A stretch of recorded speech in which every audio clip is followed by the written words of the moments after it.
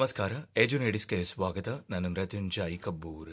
ರಾಜ್ಯದಲ್ಲಿ 15,000 ಶಿಕ್ಷಕರ ನೇಮಕಾತಿಗೆ ಸಂಬಂಧಪಟ್ಟಂತೆ ಈಗಾಗಲೇ ಬಜೆಟ್ನಲ್ಲೂ ಕೂಡ ಪ್ರಸ್ತಾವನೆ ಮಾಡಲಾಗಿದೆ. ಈ ಕುರಿತಂತೆ ಮಾನ್ಯ ಶಿಕ್ಷಣ ಸಚಿವರು ಕೂಡ ಈಗಾಗಲೇ 2-3 ಬಾರಿ ಈ ಒಂದು ಹುದ್ದೆಗಳ ಸಂಖ್ಯೆನ ಪುನರ್ ಪರಿಶೀಲನೆಯನ್ನು ಮಾಡಿ ನಾವು 15,000 ಶಿಕ್ಷಕರ ನೇಮಕಾತಿಯನ್ನು ಮಾಡ್ತೀವಿ ಅಂತ ಹೇಳಿದ್ರು. ಇದೀಗ ಕಾರ್ಯಭಾರವನ್ನ ಆಧರಿಸಿ ನಾವು ಶಿಕ್ಷಕರ ನೇಮಕಾತಿ ಮಾಡ್ತೀವಿ ಅಂತ ಹೇಳ್ತಾ ಇದ್ದಾರೆ. ಅಂದ್ರೆ ವರ್ಕ್ ಪ್ರೆಷರ್ ಎಷ್ಟಿದೆ, ವರ್ಕ್ ಲೋಡ್ ಎಷ್ಟಿದೆ ಅನ್ನೋದರ ಆಧಾರದ ಮೇಲೆ ನಾವು ಶಿಕ್ಷಕರ ನೇಮಕಾತಿಯನ್ನ ಮಾಡ್ತೀವಿ ಅಂತ ಹೇಳ್ತಾ ಇದ್ದಾರೆ. ಧಾರವಾಡದ ಹೋರಾಟದ ನಂತರ 1 ತಿಂಗಳಲ್ಲಿ ನೇಮಕಾತಿಗಳನ್ನ ಮಾಡ್ತೀವಿ ಅಂತ ಹೇಳಿ ಈಗಾಗಲೇ ಭರವಸೆಯನ್ನ ಸರ್ಕಾರ ಕೊಟ್ಟಿತ್ತು. ಈಗಾಗಲೇ ಮಾರ್ಚ್ 27ನೇ ತಾರೀಕಿನವರೆಗೂ ಕೂಡ ಯಾವುದೇ ನೇಮಕಾತಿ ಆಗದಂತೆ ಈ ಒಳ ಮೀಸಲಾತಿಗೆ ಸಂಬಂಧಪಟ್ಟಂತ ಮತ್ತಷ್ಟು ವಿಚಾರಗಳು ಮುನ್ನೆಲೆಗೆ ಬಂದಿರೋದ್ರಿಂದ ಈ ನಡುವೆ ಶಿಕ್ಷಕರ ನೇಮಕಾತಿಗೆ ಸಂಬಂಧಪಟ್ಟಂತ ಮತ್ತೊಂದಿಷ್ಟು ವಿಷಯಗಳು ಓಡಾಡ್ತಾ ಇದಾವೆ. ನಿಮಗೆ ಈಗಾಗಲೇ ಗೊತ್ತಿದೆ, 15,000 ಶಿಕ್ಷಕರ ನೇಮಕಾತಿಗೆ ಸಂಬಂಧಪಟ್ಟಂತೆ ಪ್ರಸ್ತುತ PSTR ಮತ್ತು GPSTR ಹುದ್ದೆಗಳಿಗೆ ಸಂಬಂಧಪಟ್ಟಂತೆ ಈಗಾಗಲೇ ಆರ್ಥಿಕ ಇಲಾಖೆಯಿಂದ ಅನುಮೋದನೆ ದೊರೆತಿರುವಂತಹ 5,267 ಹುದ್ದೆಗಳನ್ನು ಒಳಗೊಂಡಂತೆ ಒಟ್ಟು 15,000 ಶಿಕ್ಷಕರನ್ನ ನೇಮಕಾತಿ ಮಾಡ್ತೀವಿ ಅಂತ ಹೇಳ್ತಾ ಇದ್ದಾರೆ. ಬಟ್ ಈಗಾಗಲೇ ಸರ್ಕಾರ ಹೇಳಿದ 1 ತಿಂಗಳ ಅವಧಿ ಇನ್ನೇನು ಮುಗಿತಾ ಬಂತು. ಆದ್ರೂ ಕೂಡ ಶಿಕ್ಷಣ ಸಚಿವರು ಹೇಳ್ತಾ ಇದ್ದಾರೆ ಏನು ಅಂತಂದ್ರೆ, ಇನ್ನು ಎಷ್ಟು ಹುದ್ದೆಗಳ ರಿಕ್ವೈರ್ಮೆಂಟ್ ಇದೆ, ಎಲ್ಲಿಂದ ಎಷ್ಟು ಪ್ರಪೋಸಲ್ ಬರುತ್ತೆ ಅನ್ನೋದನ್ನ ನೋಡಿಕೊಂಡು ನಾವು ಅಂತಿಮವಾಗಿ ಶಿಕ್ಷಕರನ್ನ ನೇಮಕಾತಿ ಮಾಡ್ತೀವಿ ಅಂತ ಹೇಳ್ತಾ ಇದ್ದಾರೆ. ಅಂದ್ರೆ ಅವ್ರು ರೆಡಿ ಇಲ್ಲ.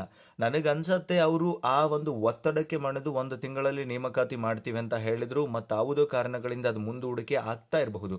ನೇಮಕಾತಿ ಆಗೋದಿಲ್ಲ ಅಂತ ನಾನು ಹೇಳ್ತಾ ಇಲ್ಲ, ಆಗತ್ತೆ. ಜೊತೆಗೆ ನಾನು ಇಲ್ಲಿ ಯಾರನ್ನು ಡಿಮೋಟಿವೇಟ್ ಕೂಡ ಮಾಡ್ತಿದ್ದಿಲ್ಲ. ಆದ್ಮೇಲೆ ಒಂದು ವಾಸ್ತವವನ್ನು ನಾವಿಲ್ಲಿ ಅರ್ಥ ಮಾಡ್ಕೋಬೇಕು. ಅವ್ರು ಯಾಕೆ ಇದನ್ನ ಮುಂದಕ್ಕೆ ಹಾಕ್ತಾನೆ ಹೋಗ್ತಾ ಇದ್ದಾರೆ, ಯಾಕೆ ಬರೀ ಸುಳ್ಳು ಭರವಸೆಗಳನ್ನೇ ಕೊಡ್ತಾ ಇದ್ದಾರೆ ಅಂದ್ರೆ ಅವರ ಹತ್ರ ಹಣಕಾಸಿನ ಸಮಸ್ಯೆ ಇದೆ ಅನ್ನುವಂಥದ್ದು ಜಗಜ್ಜಾಹೀರಾಗಿರುವಂಥದ್ದು. ಇದೇ ವೇಳೆ ಅವರು ನೇಮಕಾತಿ ಪ್ರಕ್ರಿಯೆನ ಆರಂಭ ಮಾಡಿದ್ರು ಕೂಡ ಆ ಒಂದು ಅಧಿಸೂಚನೆಯನ್ನ ಮುಗಿಸಿ, ಪರೀಕ್ಷೆ ಮುಗಿಸಿ, ಅಂತಿಮವಾಗಿ ಆರ್ಡರ್ ಕಾಪಿ ಕೊಡೋ ತನಕ ಅವರ ಸರ್ಕಾರದ ಅವಧಿ 2 ವರ್ಷ ಇದೆ. ಅದು ಮುಗಿಯೋಕ್ ಬರುತ್ತೆ ಅನ್ನುವಂತ ಒಂದಿಷ್ಟು ಅಂದಾಜುಗಳು ಕೂಡ ಈಗಾಗಲೇ ನಡೆದಿದ್ದಾವೆ.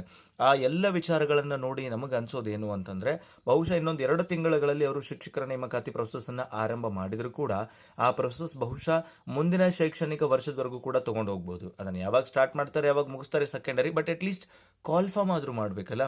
ಕಾಲ್ಫಾರ್ಮ್ ಮಾಡೋದಕ್ಕೆ ಈಗಾಗಲೇ ಮೊದಲು ಹೇಳಿದ್ರು ಯಾವುದೇ ತೊಂದರೆಗಳಿಲ್ಲ, ಯಾವುದೇ ತೊಡಕುಗಳಿಲ್ಲ, ನಾನು ಒಂದ್ ಸೈನ್ ಮಾಡಿದ್ರೆ ಶಿಕ್ಷಕರ ನೇಮಕಾತಿ ಒಂದು ಅಧಿಸೂಚನೆ ಹೊರಗೆ ಬಂದ್ಬಿಡುತ್ತೆ ಅನ್ನುವಂತ ಎಷ್ಟೆಲ್ಲಾ ಸುಳ್ಳುಗಳನ್ನ ಹೇಳಿದ್ದಾರೆ.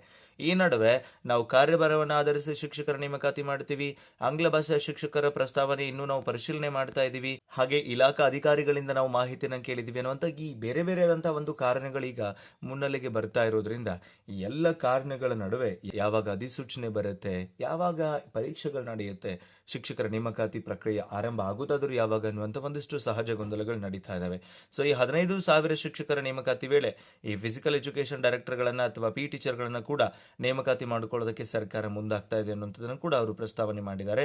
ಸೊ ಈಗಾಗಲೇ ಇರುವಂತಹ ಈ ಒಂದು ಶಾಲಾ ಶಿಕ್ಷಣ ಇಲಾಖೆಯ ವ್ಯಾಪ್ತಿಯ ಶಿಕ್ಷಕರ ನೇಮಕಾತಿ ಏನಿದೆ ಆದಷ್ಟು ಶೀಘ್ರ ಆಗಬೇಕು. ಶಿಕ್ಷಕರ ನೇಮಕಾತಿ ಪಾರದರ್ಶಕವಾಗಿ ಮುಂದಿನ ಶೈಕ್ಷಣಿಕ ವರ್ಷದ ಒಳಗೇನೆ ಶಿಕ್ಷಕರು ಶಾಲೆಗಳಲ್ಲಿ ಕೆಲಸ ನಿರ್ವಹಿಸುವಂತೆ ಆಗಬೇಕು ಅನ್ನುವಂಥದ್ದು ನಮ್ಮ ಅಭಿಲಾಷೆ ಕೂಡ. ಅದೇನೇ ಆಗಿದ್ರು ಕೂಡ ಮುಂದಿನ 2 ತಿಂಗಳ ಒಳಗಾಗಿ ಅಧಿಸೂಚನೆ ಯಾವಾಗ ಬೇಕಾದರೂ ಹೊರಗೆ ಬರಬಹುದು. ಹಾಗಾಗಿ ನಿಮ್ಮ ತಯಾರಿನ ಮತ್ತಷ್ಟು ಚುರುಕುಗೊಳಿಸಿಕೊಳ್ಳಿ ಅಂತ ಹೇಳ್ತಾ, ಸೊ ನೀವೇನಾದರೂ ಶಿಕ್ಷಕರ ನೇಮಕಾತಿಗೆ ತಯಾರಿ ನಡೆಸ್ತಾ ಇದ್ರಿ ಅಂದ್ರೆ ಹಳೆಯ ಪ್ರಶ್ನೆ ಪತ್ರಿಕೆಗಳು, ನೋಟ್ಸ್ಗಳನ್ನು ನಮ್ಮ ಆ್ಯಪ್ನಲ್ಲಿ ಈಗಾಗಲೇ ನಾವು ಹಾಕಿದ್ದೀವಿ, ಅಪ್ಲೋಡ್ ಮಾಡಿದ್ದೀವಿ. ಅವುಗಳನ್ನು ಉಪಯೋಗಿಸಿಕೊಂಡು ನಿಮ್ಮ ತಯಾರಿಯನ್ನು ಮತ್ತಷ್ಟು ಚುರುಕುಗೊಳಿಸಿಕೊಳ್ಳಬಹುದು ಅಂತ ಹೇಳ್ತಾ ಸಿಗೋಣ ಮತ್ತೊಂದು ವಿಡಿಯೋದಲ್ಲಿ. Thank you so much. Have a good time.